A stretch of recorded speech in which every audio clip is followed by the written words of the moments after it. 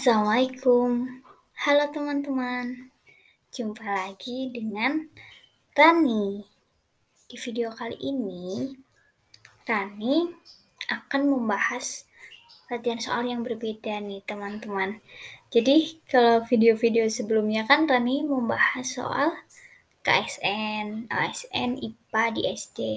Nah sekarang Rani ada plan baru gitu ya teman-teman, untuk membahas soal latihan uji kompetensi numerasi dan literasi. Khususnya untuk kelas 6, materinya tetap IPA, oke? Karena kan kelas 6 sebentar lagi akan ada ujian ya. Jadi Rani juga ingin berbagi sedikit soal-soal gitu ya tentang latihan uji kompetensi numerasi dan literasi. Semoga video ini juga bisa bermanfaat buat teman-teman semua, khususnya untuk kelas 6, tapi ya bisa dipelajari buat selain kelas 6 juga gitu, tapi ini terkhususkan gitu ya untuk kelas 6. Jadi di sini itu sebenarnya ada 40 soal, tapi Rani akan membuat 2 part ya. Rani akan buat 2 part. Jadi untuk part pertama ini Rani akan membahas 20 soal pertama. Oke, teman-teman harus stay selalu di video Rani, harus nonton dari awal sampai akhir karena ini bisa untuk bahan sumber belajar teman-teman, tidak hanya dari buku gitu ya. Oke, ini Rani sudah rangkum. Langsung saja kita mulai pembahasan soal latihan uji kompetensi numerasi dan literasi di kelas 6, materinya IPA dari nomor 1. Oke. Mungkin tipe soalnya sedikit berbeda, tidak seperti sebelumnya ya. Yang KSN mah hanya ABC gitu. Sekarang ada beberapa tipe soal gitu ya. Dari nomor 1, tentukan benar atau salah pernyataan tentang siklus hidup makhluk hidup di bawah ini dengan benar. Yang pertama, siklus hidup kupu-kupu. Itu dari pernyataan yang pertama itu kalau kupu-kupu siklus hidupnya dari telur ke pupa ke imago. Ini betul apa salah? Salah ya, karena kupu-kupu itu ada larva gitu. Ini siklus hidupnya itu yang sempurna kalau kupu-kupu. Jadi jawabannya ini salah. Yang kedua, siklus hidup dari kecoa. Telur, nimfa, kemudian imago. Betul apa salah? Betul. Ya, karena kecoa itu termasuk siklus hidupnya itu yang tidak sempurna. Kemudian yang ketiga itu nyamuk. Nyamuk itu dari telur, larva, pupa, imago. Betul ya, karena nyamuk seperti kupu-kupu, siklus hidupnya itu sempurna. Kemudian nomor 2, kepunahan hewan dan tumbuhan akan mengganggu rantai makanan dan menyebabkan keseimbangan ekosistem terganggu. Salah satu cara untuk melestarikan hewan dan tumbuhan yang tepat yaitu dengan cara titik-titik. Tetapi kecuali. Perhatikan ada kata kecuali. Yang A, reboisasi. B, pengolahan limbah penambangan. C, menggunakan pupuk kompos dan pupuk kendang. D, membakar hutan untuk ladang.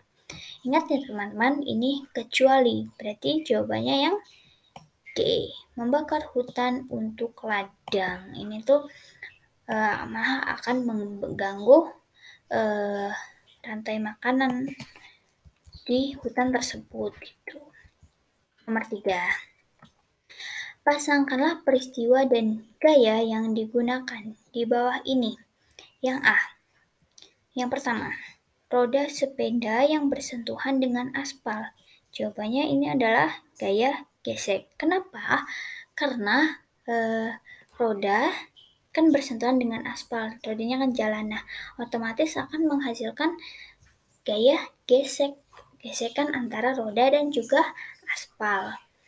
Kemudian yang nomor 2, anak bermain panahan, termasuk ke gaya pegas. Kenapa? Karena panahnya yang dipanah anak itu nanti akan melesat gitu ya ke udara gitu. Nah, itu tuh termasuk gaya pegas.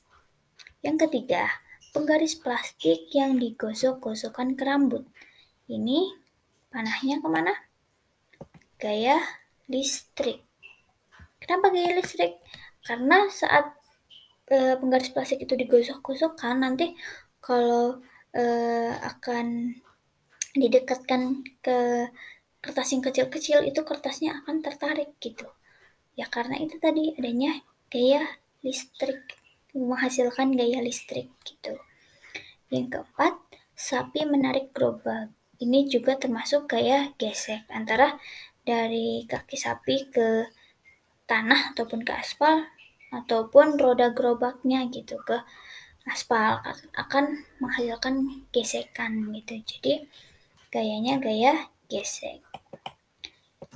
Paham ya teman-teman? Selanjutnya nomor 4. Tentukan benar atau salah pernyataan di bawah ini. Pernyataan yang pertama, mobil dan sepeda yang direm menjadi berhenti karena adanya gaya gesek. Benar apa salah? Benar, ya. Karena ya itu tadi, adanya gesekan antara roda mobil dan sepeda ketika mereka direm kan membutuhkan tenaga gitu. Jadi adanya gaya gesek, jadi itu bisa berhenti gitu. Kemudian yang pernyataan kedua, penggaris plastik yang digosok-gosokkan ke rambut akan menarik kertas-kertas kecil karena adanya gaya magnet. Betul apa salah? Salah ya. Yang terjadi itu bukan karena adanya gaya magnet, tetapi karena adanya gaya listrik yang menyebabkan kertas-kertas kecil itu akan tertarik oleh penggaris yang sudah digosokkan ke rambut gitu. Jadi hasilnya itu bukan gaya magnet tetapi gaya listrik. Kemudian nomor pernyataan yang ketiga, buah jatuh dari pohon ke bawah karena adanya gaya gravitasi. Benar apa salah? Benar, ya. Jika tidak ada gravitasi di bumi ini, maka kita semua akan melayang gitu. Kita kayak berasa tidak memiliki massa gitu, karena ya fungsinya gaya gravitasi itu supaya kita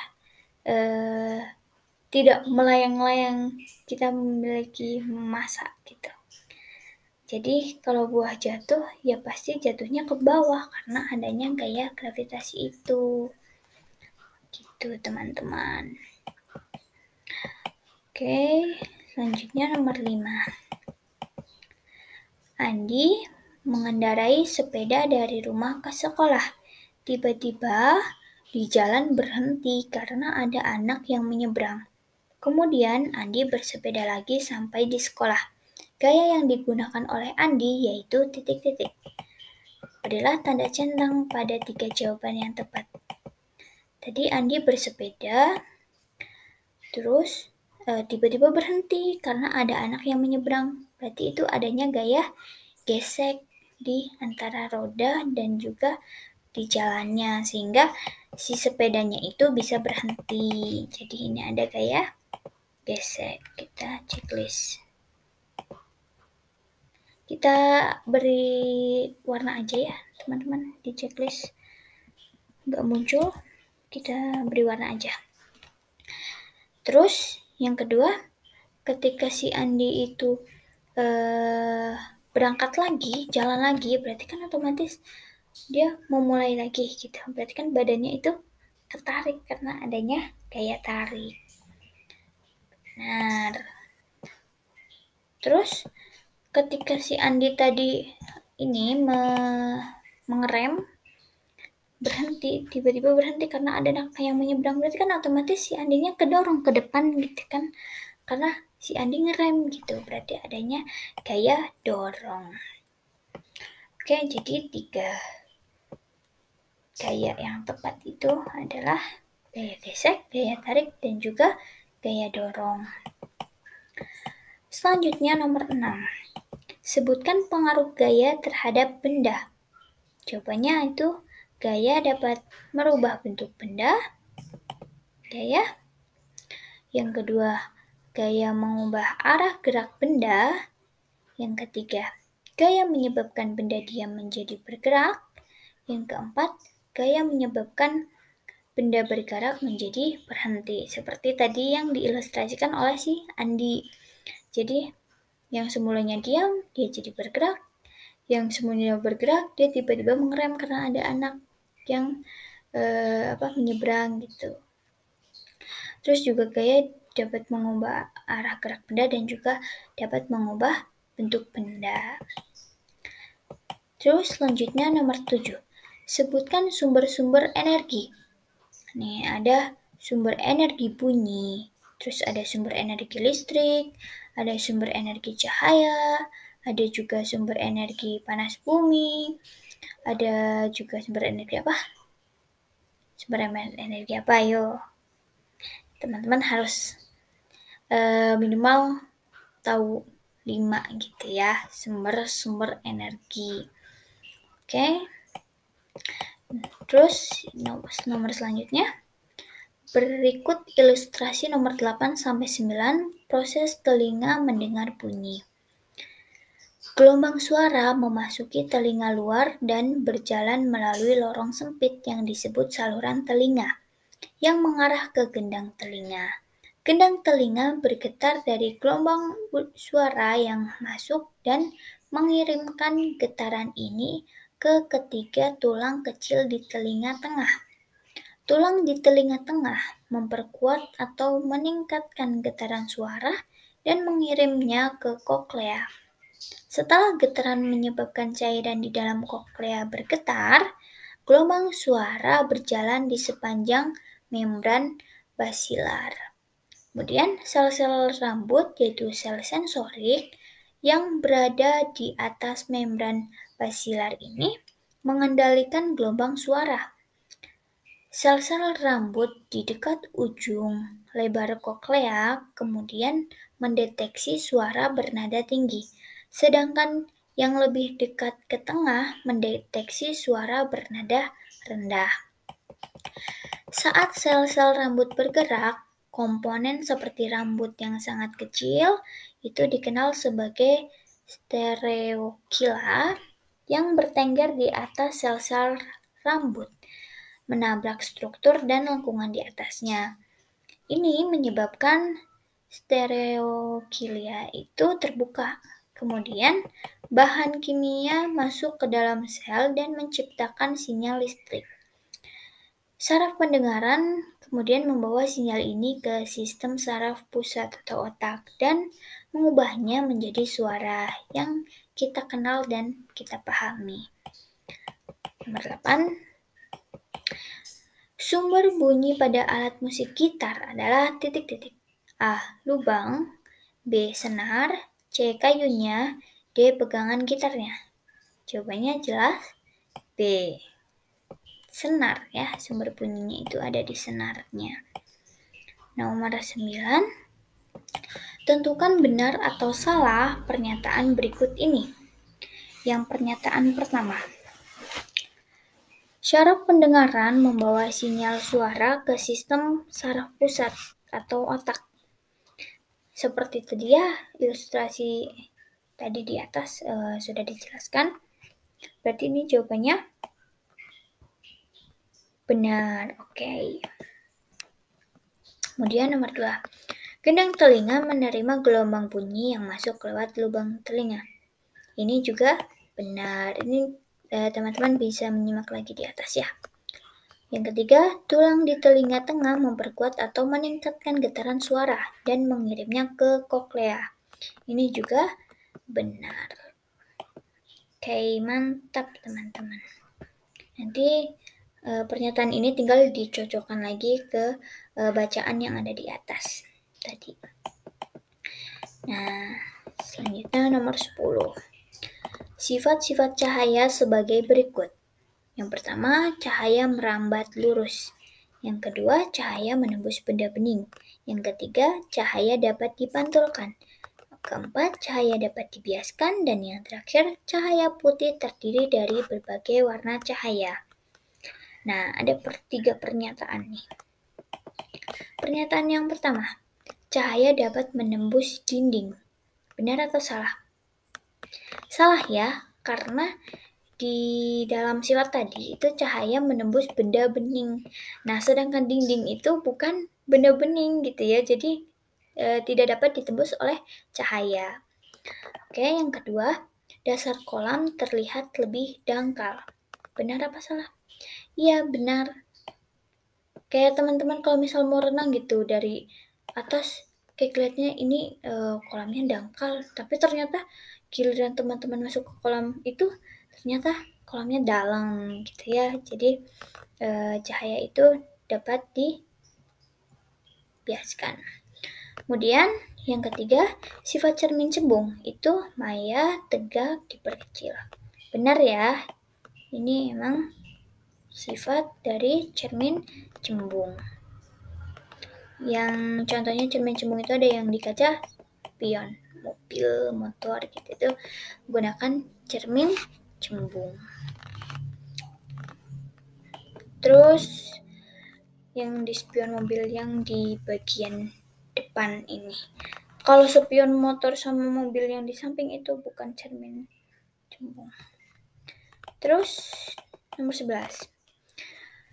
Berikut yang merupakan contoh cahaya dapat dibiaskan adalah titik-titik.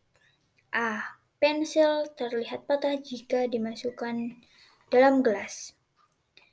B. Cahaya matahari menembus celah-celah ventilasi. C. Pelangi terdiri dari berbagai warna cahaya. D. Jalan beraspal seperti terlihat berair pada siang hari yang cerah.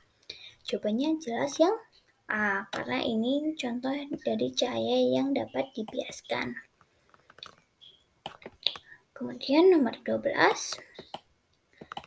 Sebutkan 3 cara menjaga kelestarian hutan. Ada penghijauan, terus melakukan sistem tebang pilih gitu. Jadi yang sudah berumur, sudah kayak mau membahayakan gitu, mending ditebang gitu. Tapi kalau yang masih kecil-kecil tidak boleh ditebang gitu. Selanjutnya ada tidak membakar hutan untuk ladang pertanian, karena ini juga akan merugikan ekosistem yang ada di hutan gitu, kayak hewan-hewannya juga nanti akan punah, mereka akan mencari tempat perlindungan yang baru gitu, dan bisa membahayakan warga jika hewan-hewan itu hewan buas gitu ya. Terus juga tidak merusak hutan, kita sebagai manusia harus merawat hutan dengan baik gitu. Karena dengan pohon-pohon itu bisa mencegah adanya tanah longsor ya, karena dengan akar tunggang itu dapat menahannya. Oke, selanjutnya nomor 13. Ini nanti teman-teman bisa mencari lebih banyak lagi ya cara melestarikan hutan menurut teman-teman itu apa saja, itu karena banyak banget gitu. 13. Rangka mempunyai fungsi yang sangat penting bagi tubuh manusia. Fungsi rangka badan bagian tulang dada dan tulang rusuk, yaitu titik-titik. Tulang dada dan tulang rusuk berarti bagian depan ya. Nah, yang A, melindungi organ usus halus. Benar apa salah? Salah ya, karena usus halus kan ada di perut gitu ya. Jadi bukan berada di antara di perlindungan rangka itu gitu. Berarti salah, otomatis yang A itu salah. Yang B, melindungi organ paru-paru. Betul apa salah? Betul ya, karena paru-paru itu letaknya di bagian tulang dada gitu. Di depan gitu. Jadi otomatis terlindungi dari rangka badan. Dan juga terlindungi dari tulang rusuk. Kemudian yang C, melindungi organ jantung. Betul? Ya, karena kan jantung sama paru-paru memang letaknya di bagian tulang dada gitu. Yang D melindungi organ hati. Ini juga ya, organ hati juga terlindungi dari rangka badan, bagian tulang dada, dan juga tulang rusuk.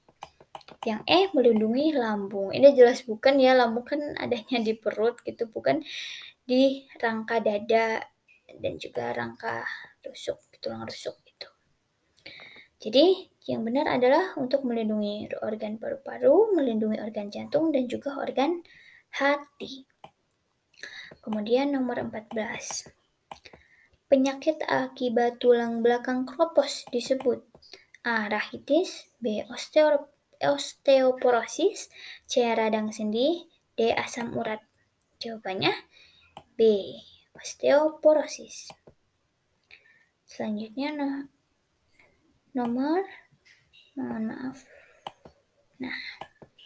selanjutnya nomor 15. Pasangan alat pernafasan hewan berikut ini. Cacing. Cacing itu bernafas menggunakan permukaan kulit. Karena cacing itu menyerap oksigennya itu dari kulitnya gitu. Jadi sehingga kulit si cacing itu tuh selalu berlendir. Kenapa? Karena untuk menyerap oksigen. Maka cacing itu hidupnya di yang lembab-lembab gitu. Terus yang kedua itu burung. Burung itu bernafas menggunakan pundi-pundi udara. Jadi saat burung tidak terbang itu burung bernafas melalui hidung terus disimpan di pundi-pundi udaranya. Jadi saat terbang burung itu bernafas menggunakan pundi-pundi udara. Gitu. Terus yang ketiga belalang. Belalang itu bernafas dengan trakea karena belalang tidak memiliki paru-paru.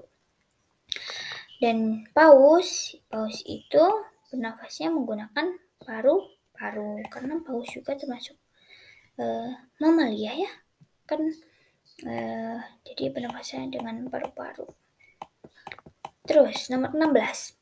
Bagaimana cara mencegah supaya tidak terkena penyakit COVID-19?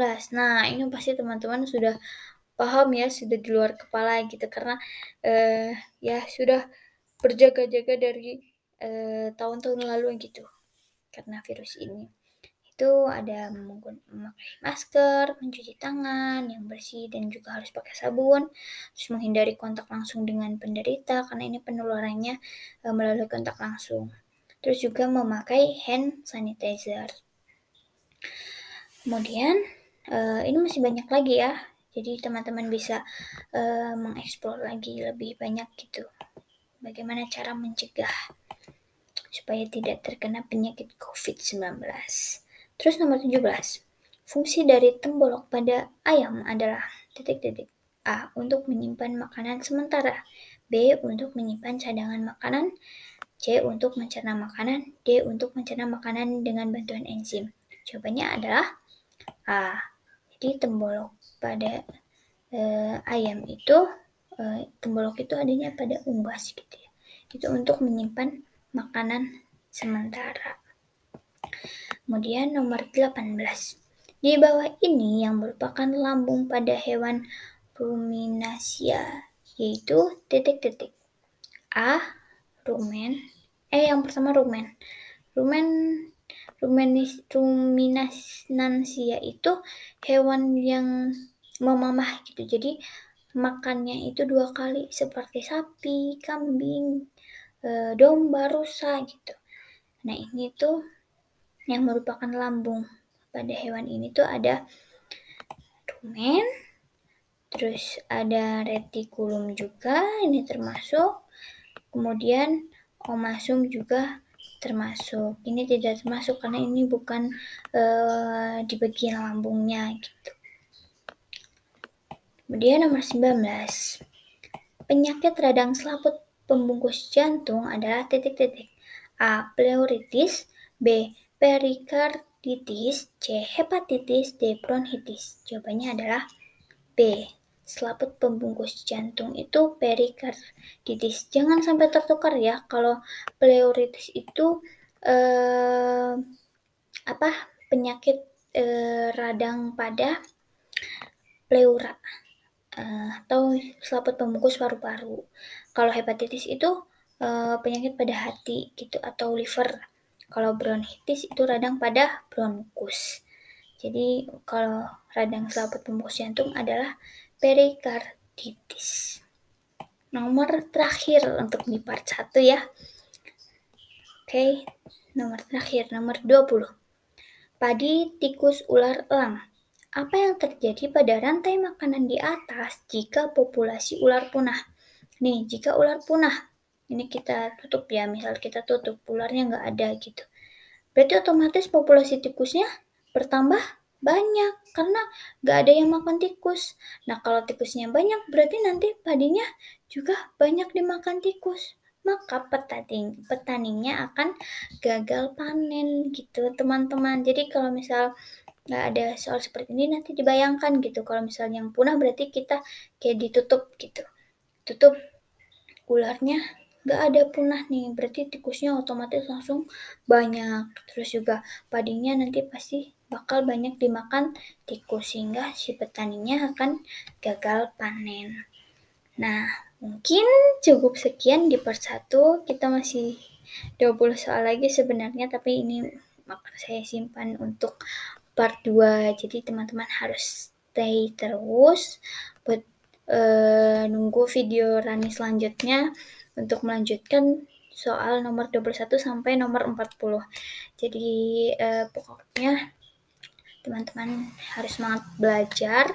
Sebentar lagi akan di titik paling tinggi gitu ya, titik untuk ujian gitu ya, untuk teman-teman bisa melanjutkan ke jenjang yang lebih tinggi lagi. Jadi pokoknya harus semangat terus, harus rajin belajar, jangan lupa berdoa, jangan lupa berusaha.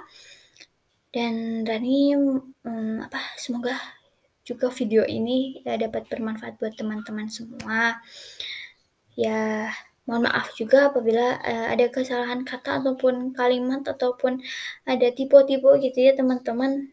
Mohon maaf gitu. Kita sama-sama belajar, sama-sama sharing gitu ilmu-ilmu yang Rani dapat, Rani miliki, ya kita sharing bersama, kita belajar bersama. Oke, mungkin cukup sekian untuk video part 1 ini. Ditunggu part 2-nya teman-teman.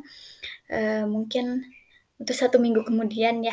Pokoknya ditunggu terus di next videonya untuk soal nomor 21 sampai 40. Oke, semangat terus teman-teman. Jangan lupa berdoa, jangan lupa berusaha, semangat belajar, semoga sukses terus. Oke, terima kasih. Wassalamualaikum warahmatullahi wabarakatuh. Bye-bye. See you di next video.